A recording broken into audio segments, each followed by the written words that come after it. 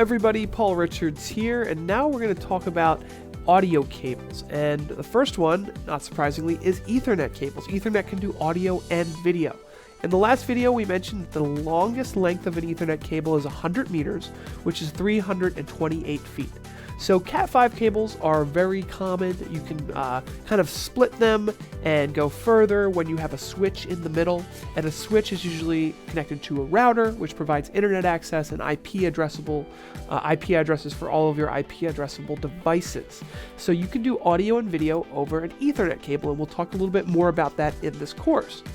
USB 2.0 and sometimes USB 3.0 are used for audio.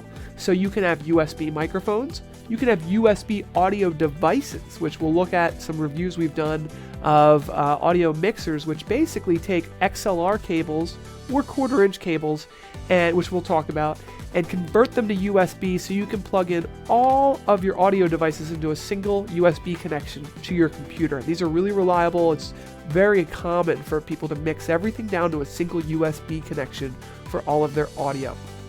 We talked about this last time. USB 2.0 generally, let's see what the exact specification is. It can go 5 meters, which is 16 feet, and USB 3.0 can go 3 meters, which is about 9 feet. So you can't extend it very far without extensions. There are extension systems. We'll talk about that later, but that's the standard connection.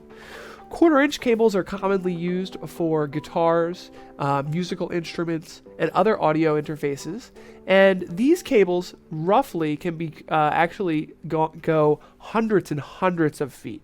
I was looking on the internet for more information, but generally, depending on, without getting too technical, the ohms that you're using, you can generally go, depending on the gauge wire that you're using, hundreds of feet. The next, like 200 or 300 would be a very safe bet.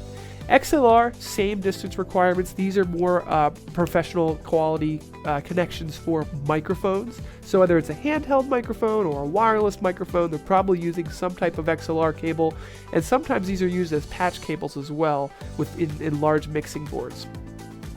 Another common cable you'll find is 3.5 millimeter audio coming out of a laptop or an iPod or an iPhone or something like that. That's another common thing. Again, depending on the gauge wire that you're using, you should be able to go 50 to 100 feet, no problem. And some of the different gauges are 16 gauge and 12 gauge are two of the common levels. And actually, the lower the gauge, the further you can go. So those are generally the audio cables. When we're talking about Ethernet cables, that's a whole nother conversation, but basically the NewTek NDI is one way to transfer low latency audio and video over the network. And that integrates directly with Wirecast, vMix, and the NewTek TriCaster, so we'll definitely talk about that. But on the Ethernet side, there's a whole can of worms of different things that you can do, and we're going to talk about some of them in the next few videos. But that was our audio cable overview. I hope that generally helps those who are looking for a little bit more information about what the different cables are that we're talking about in this course.